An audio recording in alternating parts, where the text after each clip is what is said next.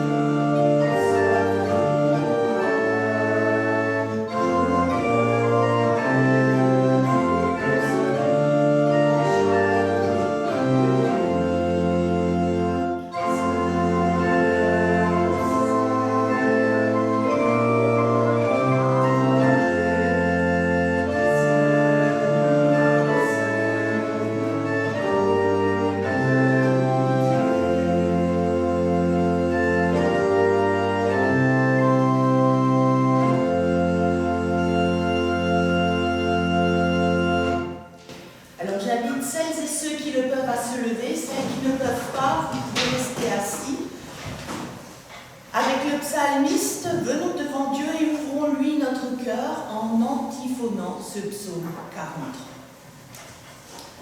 Rends-moi justice, ô Dieu, défends ma cause contre une nation infidèle. Donne-moi d'échapper aux hommes mauvais et injustes. Tu es mon Dieu, ma forteresse. Pourquoi m'as-tu rejeté? Pourquoi dois-je me traîner éternellement sous l'oppression de l'ennemi? Envoie ta lumière et ta loyauté. Qu'elle me guide. Qu'elle me conduise à ma montagne sacrée, la terre de cœur. J'irai vers l'autel de Dieu, vers Dieu, ma joie et mon allégresse. Je te célébrerai sur la lyre, ô Dieu, mon Dieu. Pourquoi es-tu abattu? Pourquoi gémir sur toi-même? Espère en Dieu. Je le célébrerai encore. Il est mon salut et mon Dieu. Herr sei dem Vater.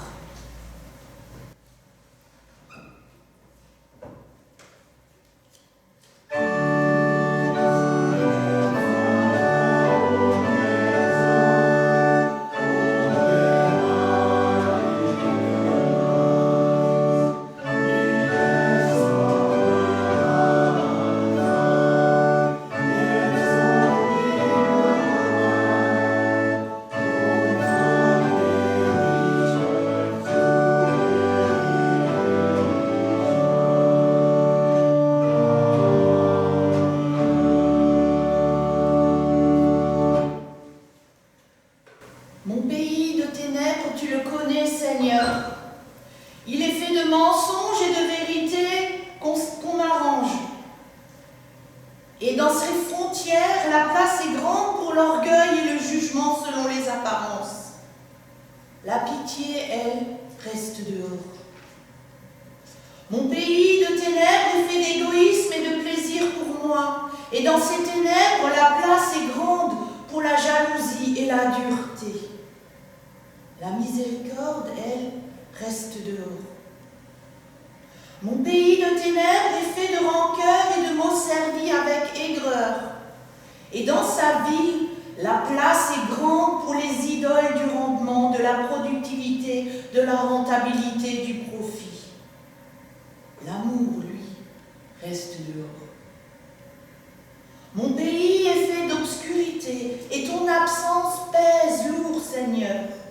Viens, mon Dieu, prends ma main et conduis-moi vers ce pays où coule le lait et le miel, ton pays de lumière, de paix et d'amour.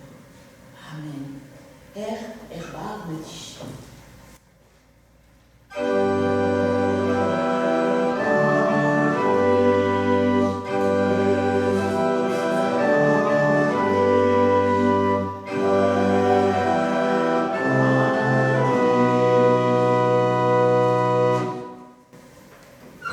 Comme il est dit à Abraham, Isaac, Jacob et tous ceux qui nous ont précédés dans la foi et nous conduit jusqu'ici, Dieu nous dit, va, quitte ton pays pour aller dans le pays que je te montrerai.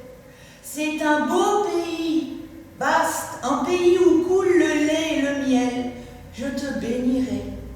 Je maintiendrai mon alliance avec toi, puis après toi, avec tes descendants, de génération en génération, pour toujours. Ainsi, je serai ton Dieu, et vous serez mon peuple. Seid Gott in der Höhe.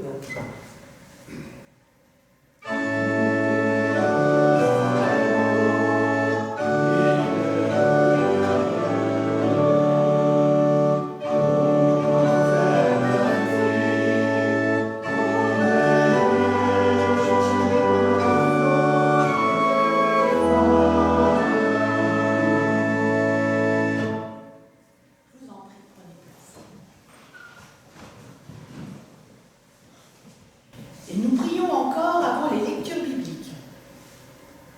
Seigneur, nous venons vers toi avec des hauts et des bas dans notre vie. Nous venons avec notre joie pour les choses réussies et avec la tristesse pour les choses ratées. Nous te demandons, ouvre nos esprits à ta parole et laisse-nous entendre et accepter ce que tu veux nous dire. Nous te le demandons au nom de Jésus-Christ, notre Seigneur et Sauveur. Amen.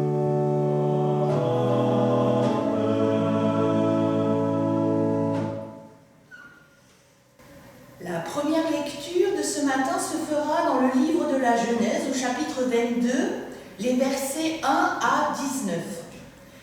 Ce passage biblique, il est très connu et pourtant combien difficile.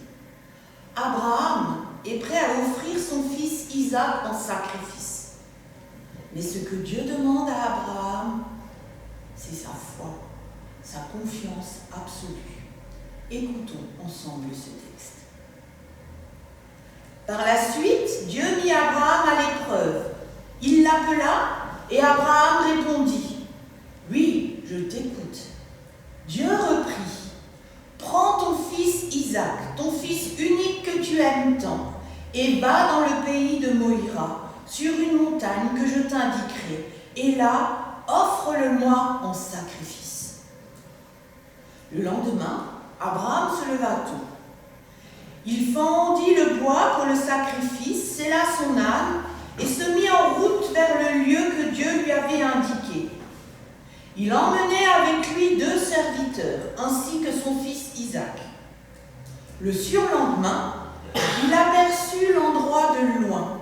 Il dit alors aux serviteurs, « Restez ici avec l'âne, mon fils et moi, nous irons là-haut pour adorer Dieu, puis nous vous rejoindrons. » Abraham chargea sur son fils Isaac le bois du sacrifice. Lui-même portait des braises pour le feu et un couteau. Tandis qu'ils marchaient tous deux ensemble, Isaac s'adressa à son père Abraham. « Mon père, dit-il. » Celui-ci lui répondit, « Oui, je t'écoute, mon enfant.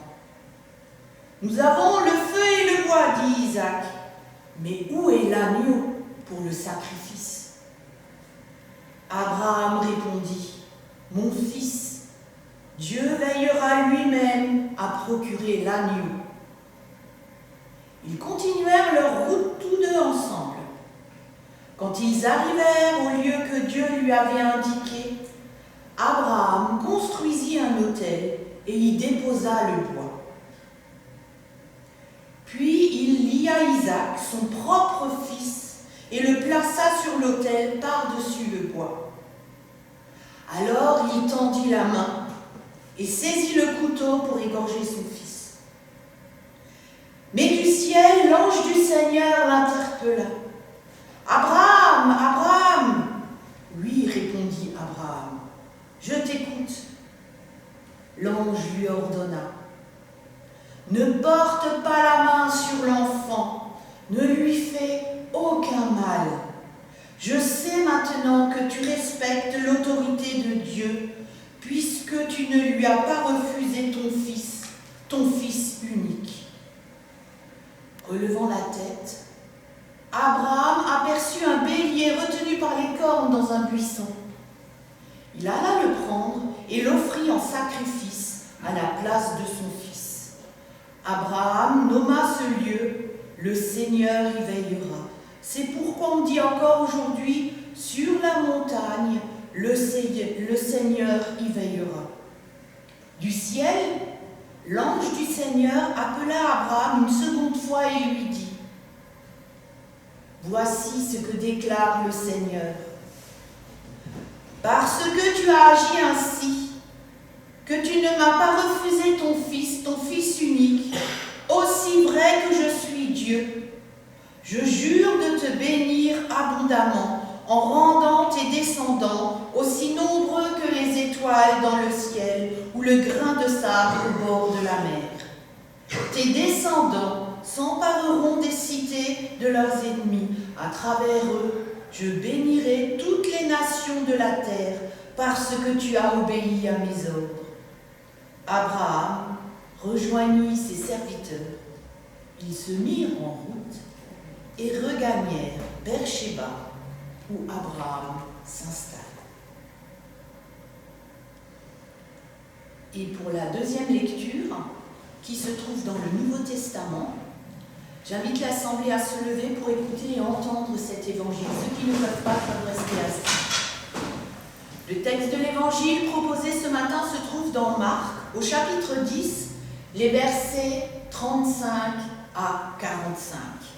Jacques et Jean veulent les meilleures places, mais pour Jésus, la vraie réussite, c'est se mettre au service des personnes. C'est aller au bout de ses convictions, au risque de souffrir et d'avoir mal. Alors écoutons cette demande de Jacques et de Jean et la réponse de Jésus qui va certainement vous surprendre. Alors Jacques et Jean, les fils de Zébédée, virent auprès de Jésus. Ils lui dirent « Maître, nous désirons que tu fasses pour nous ce que nous te demanderons. » « Que voulez-vous que je fasse pour vous ?» leur dit Jésus. Ils lui répondirent « Quand tu seras dans ton règne glorieux, accorde-nous de siéger à côté de toi, l'un à ta droite, l'autre à ta gauche. » Mais Jésus leur dit « Vous ne savez pas ce que vous demandez. Pouvez-vous boire la coupe de douleur que je vais boire ou recevoir le baptême de souffrance que je vais recevoir ?» Et ils lui répondirent « Nous le pouvons. » Jésus leur dit « Vous boirez en effet la coupe que je vais boire, et vous recevrez le baptême que je vais recevoir. Mais ce n'est pas à moi de décider qui siégera à ma droite ou à ma gauche. Ces places sont pour ceux pour qui Dieu les a préparés. » Quand les 10 autres disciples entendirent cela, ils s'indignèrent contre Jacques et Jean.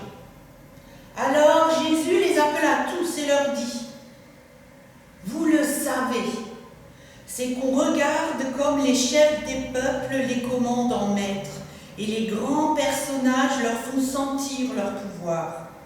Mais cela ne se passe pas ainsi parmi vous. Au contraire, si l'un de vous veut être grand, il doit être votre serviteur.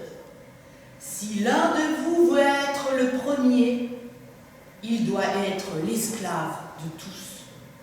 Car le Fils de l'homme lui-même n'est pas venu pour se faire servir, mais il est venu pour servir et donner sa vie comme rançon pour libérer une multitude de gens. L'aube saillir au Christ.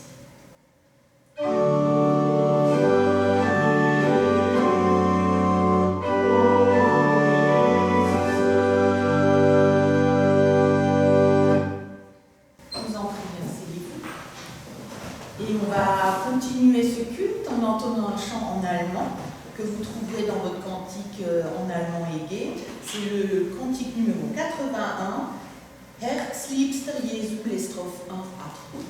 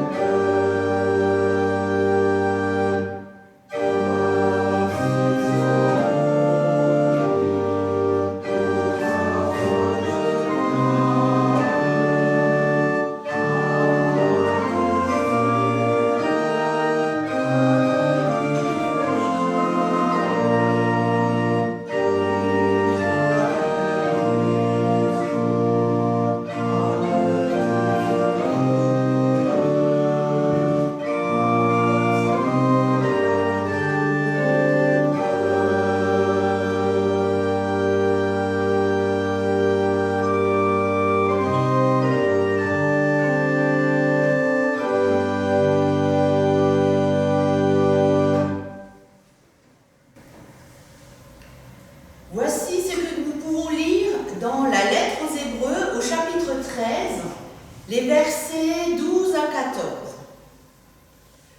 C'est pourquoi Jésus est mort en dehors de la ville, afin de purifier le peuple par son propre sang. Allons donc à lui en dehors du camp, en supportant le même mépris que lui, car nous n'avons pas ici-bas de cité qui dure toujours. Nous recherchons celle qui est à venir. Ces versets sont un peu complexes et en même temps difficiles à vivre.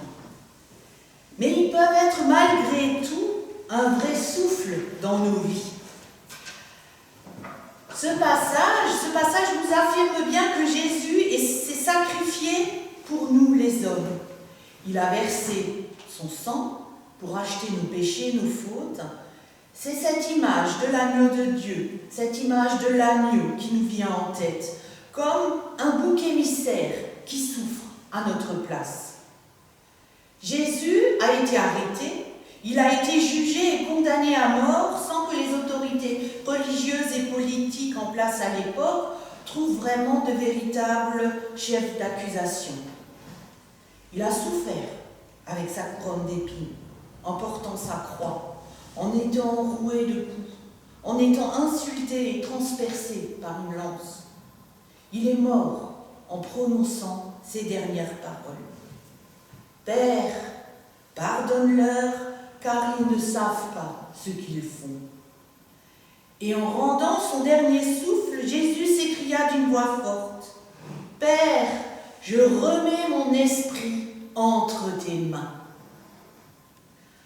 La mort de Jésus est tragique, elle est lourde et en même temps, elle change profondément notre regard sur notre vie d'aujourd'hui. C'est comme une seconde chance, un nouveau souffle. C'est un appel à faire confiance, à espérer et à aimer en se tournant vers Dieu.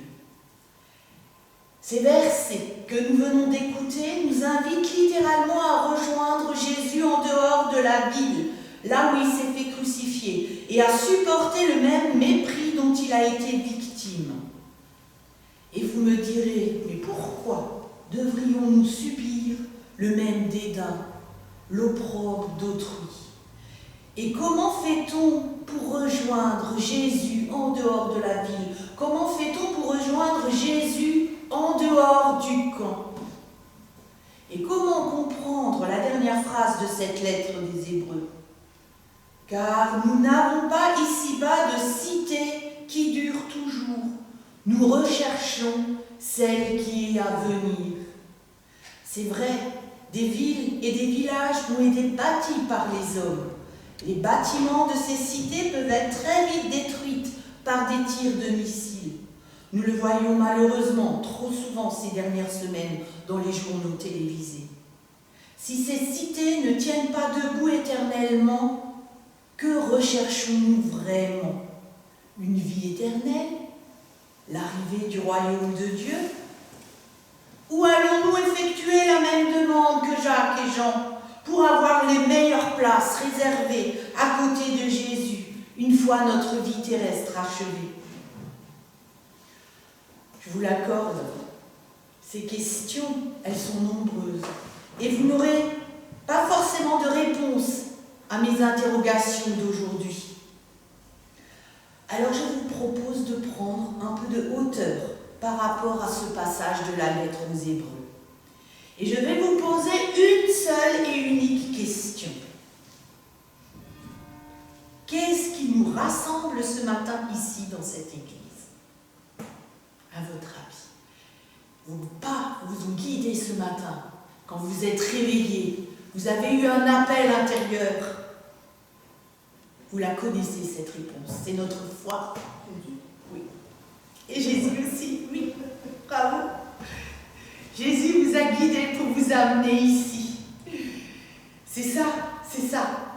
C'est notre foi, notre croyance en Dieu, cette alliance qu'on a avec lui. Ce lien invisible de confiance et d'amour qui nous lie à Dieu. C'est cela qui nous rassemble et qui nous guide dans nos vies d'aujourd'hui. Nous sommes invités à nous tourner vers lui et à le laisser agir en nous dans notre quotidien. C'est cela, rejoindre Jésus en dehors du camp. C'est faire le grand saut dans la foi, comme vous l'avez dit, madame. La foi est quelque chose de très personnel, que chacun de nous vit de manière différente, avec une intensité différente. C'est quelque chose qui est difficile à définir, mais qui en même temps remplit nos cœurs et nos âmes de quelque chose de beau, de quelque chose de fort, de quelque chose d'indescriptible. Parfois, on ne peut pas l'expliquer, on ne peut pas le nommer. La foi, elle fait naître en nous une espérance, comme si une certitude germe en nous, ce sentiment qui s'empare de nous pour nous mettre en action avec confiance, pour nous guider dans nos vies. C'est comme par exemple, ce matin, quand vous êtes levé, vous aviez cette certitude en vous. Je vais venir dans cette église ce matin pour me tourner vers le Seigneur. C'est comme par exemple aussi lorsque vous passez un examen ou un permis de conduire, ou que vous devez faire quelque chose d'important, que vous avez cette certitude que le jour de l'examen, vous allez réussir, malgré cette angoisse, malgré la crainte de l'échec. Parce que vous avez envie de croire en vous-même et en vos capacités, parce que vous avez confiance en vous-même et surtout que vous avez cette ferme assurance que vous obtiendrez ce que vous voulez avec votre volonté et que vous n'acceptez pas que quelqu'un d'autre vous mette des bâtons dans les roues. L'Épître aux Hébreux nous dit « La foi est une manière de posséder déjà ce que l'on espère, un moyen de connaître des réalités que l'on ne voit pas. Si quelqu'un nous demande si Dieu existe vraiment, nous ne pouvons pas leur montrer un Dieu sous forme humaine ou matérielle, mais nous savons au plus profond de notre être que Dieu existe et rien ne pourra remettre en question cette confiance. Il a envoyé son Fils Jésus dans notre vie terrestre pour nous prouver d'une autre manière qu'il existe, qu'il est là. Et c'est ça aussi, avoir la foi. La foi, c'est la base de notre relation avec Dieu. Nous croyons en Dieu par la foi, car nous ne l'avons jamais vu, mais nous savons qu'il est là, présent, autour de nous et en nous, et parmi nous, et qu'il faudra lui parler pour ressentir ce lien, aussi mince soit-il. Cette relation si particulière que Dieu nous envoie et que parfois nous ne voyons pas, non pas avec nos yeux, mais que nous ne recevons pas tout le temps dans notre cœur et notre âme, parce que parfois il y a des moments dans la vie où c'est un peu difficile et que nous n'y prêtons pas toujours attention. C'est ouvrir notre cœur et laisser de la place à Dieu à l'intérieur de nous. C'est ça aussi que je vous invite à faire ce matin et dans tous les jours de votre vie. C'est le message de ce matin en tout cas. Les commandements de Dieu sont une loi qui ne cherche pas à s'imposer de l'extérieur, mais requiert bien l'adhésion du cœur. Et chacun est libre de croire ou non. Croire, c'est partager de l'amour, de l'amitié et traduire en actes de bienfait dans notre quotidien pour dépasser les difficultés rencontrées. Croire, c'est aussi espérer en quelque chose de meilleur, c'est espérer vivre des moments de joie, de bonheur avec d'autres et franchir les obstacles, surmonter nos douleurs et nos souffrances. Croire, c'est aussi repousser les méchancetés, essayer d'interagir avec l'autre, avec bonté, bienveillance, soutien, réconfort et aussi pouvoir pardonner ce qui parfois est souvent difficile. Lorsque nous sommes confrontés à la maladie d'un proche, à la perte d'une personne que nous avons aimée, à la perte d'un emploi, à une difficulté financière, nous avons tendance à nous laisser aller, à baisser les bras, à nous replier sur nous-mêmes, à nous lamenter, à pleurer aussi, parce que parfois pleurer, ça nous fait du bien. Et dans ces moments-là, nous ne sommes plus en capacité de voir et de trouver la force en nous pour espérer des jours meilleurs. Nous vivons des moments de découragement. Et dans ces moments-là, notre foi est éprouvée. Et nous sommes tentés de faire marche arrière et de tout laisser tomber. D'être envahis par une colère et par des sentiments de ressentiment qu'on ne comprend pas nous-mêmes.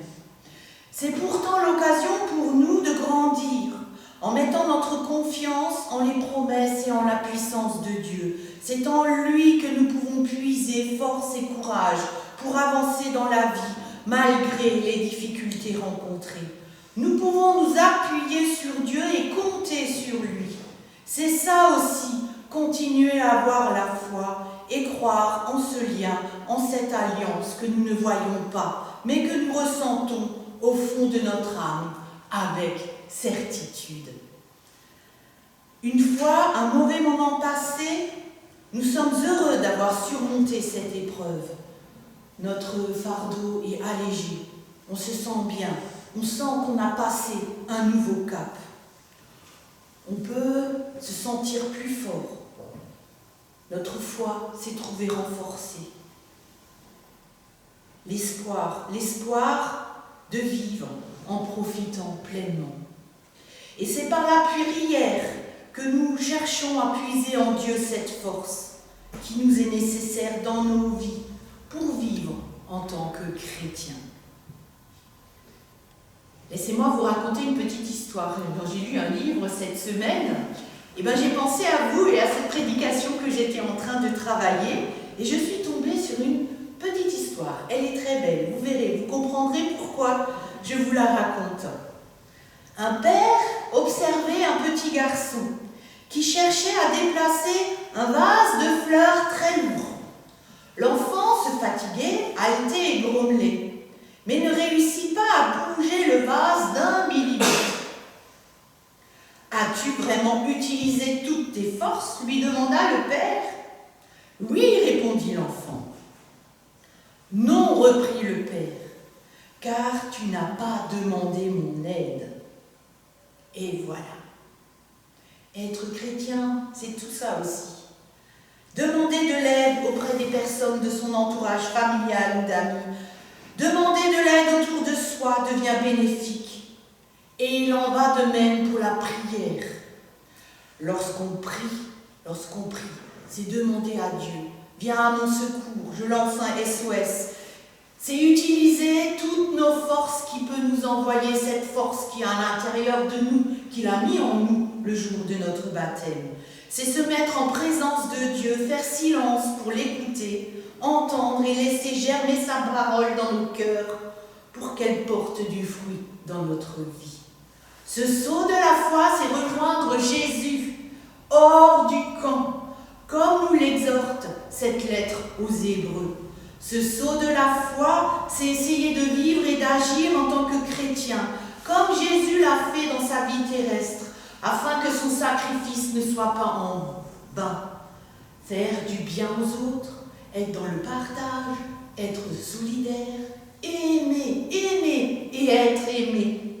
Rejeter la haine, la colère, combattre le mal.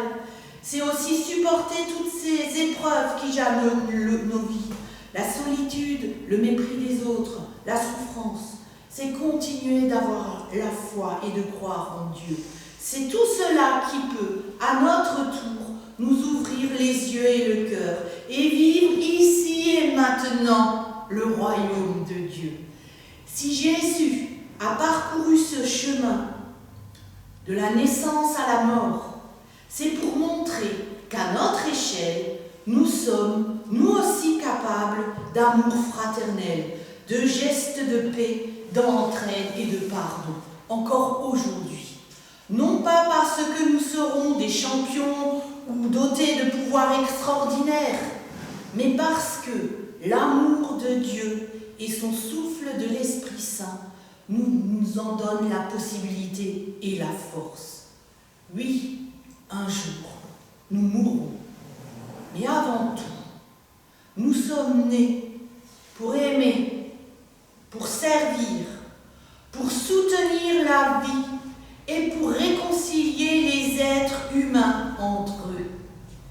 Et comme chez Jésus, ça ne s'arrête pas au moment de la mort, puisque la vie y continue autrement, paisiblement, dans la lumière. Et ça, je crois que c'est une belle espérance et que c'est une bonne nouvelle. Amen.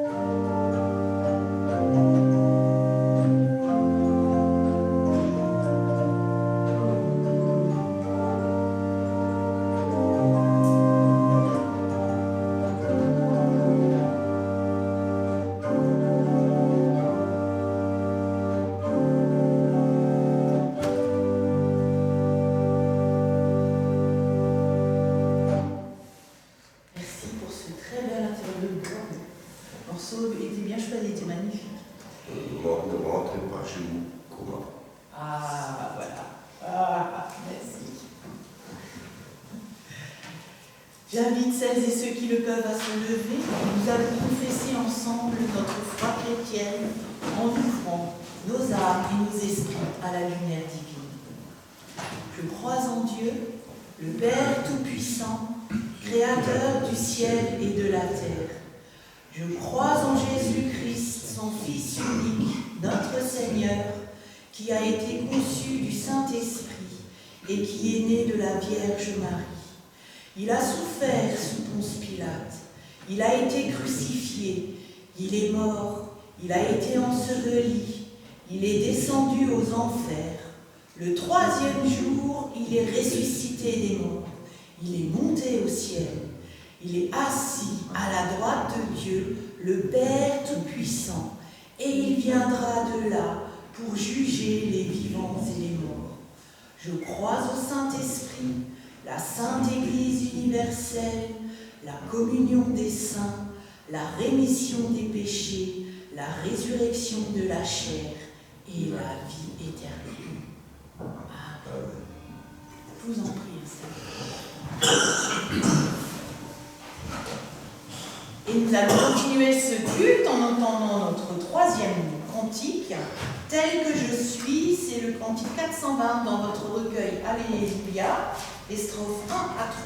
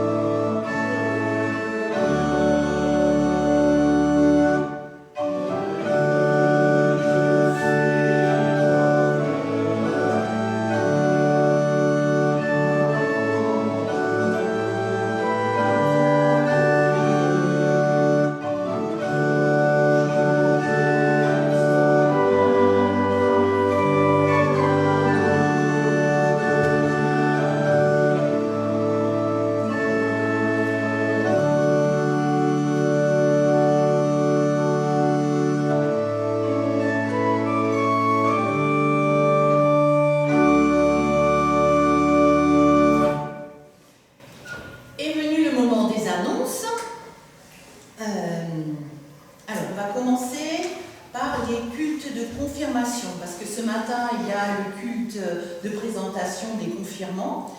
Et le dimanche 29 mars à Weinbourg à 10h aura lieu les cultes de confirmation des jeunes qui sont dans les paroisses de Weinbourg, Eckartswiller et... Merci. Voilà. Merci.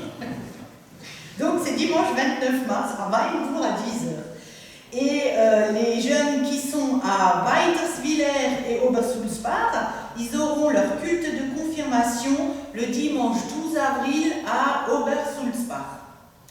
Pour les cultes de Pâques, j'annonce déjà les cultes de Pâques parce que c'est dans bientôt, jeudi le 2 avril à 18h à Weinbourg, et c'est là où vous m'y retrouverez parce que c'est moi qui vais officier le jeudi 2 avril à 18h. Le vendredi 3 avril à 10h, le culte du vendredi saint sera à... Merci.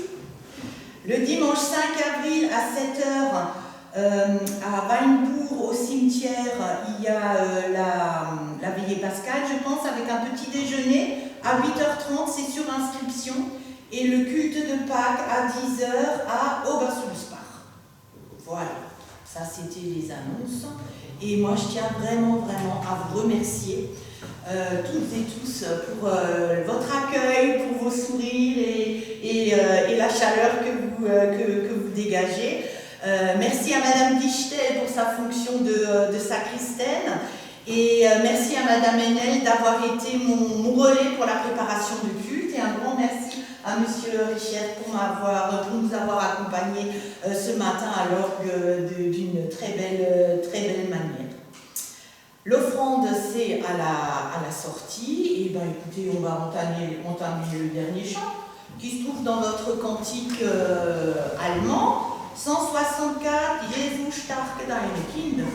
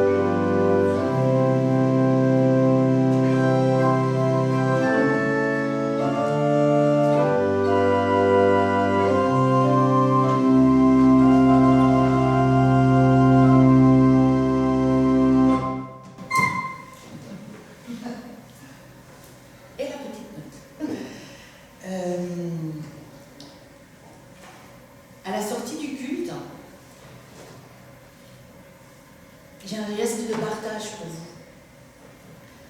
En général, je distribue des chocolats ou des pommes, mais comme c'est carême,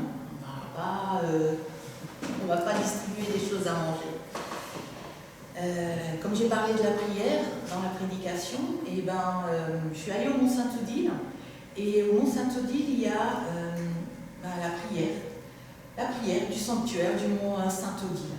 Et je me suis dit, et cette prière, elle peut vous accompagner, donc je vais vous la distribuer tout à l'heure, en français, et il y a la version en allemand pour ceux qui préfèrent la version en allemande. Cette prière, elle peut vous aider à continuer à puiser dans cette alliance qu'on a avec Dieu, la force et l'amour que vous avez besoin dans votre chemin de vie. Voilà, donc ça sera tout à l'heure. Et je vous invite à vous lever pour notre prière finale.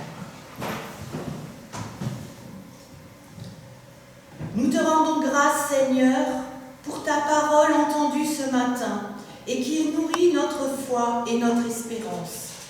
Mais tu le sais, Seigneur, nos vies ne sont pas faites que de joie et de bonheur. Tu sais combien les événements douloureux de la vie, les deuils, les échecs, nous agressent et nous font douter de toi, de ta présence agissante dans le monde et dans le cœur des hommes. Accompagne nos moments de creux et de vide intérieur. Accueille nos tristesses et nos doutes et conduis-nous plus loin vers l'espérance et la vie. Seigneur, dans nos temps de solitude où le désespoir nous envahit, fais naître en nous la certitude profonde d'être aimé et compris, accompagné de ta présence. Remets-nous en mouvement vers la vie, à la rencontre des autres. Remets-nous toujours à nouveau en route vers toi. Qu'en toutes circonstances, nous recherchions ta présence et ton secours. Que nous puissions nous mettre à l'écoute de ta parole et te faire confiance, même si nous ne voyons pas encore la réalisation de ce que tu promets. Et en ce sens, nous voulons te prier et te confier les situations difficiles que nous connaissons ou traversons nous-mêmes en ce moment.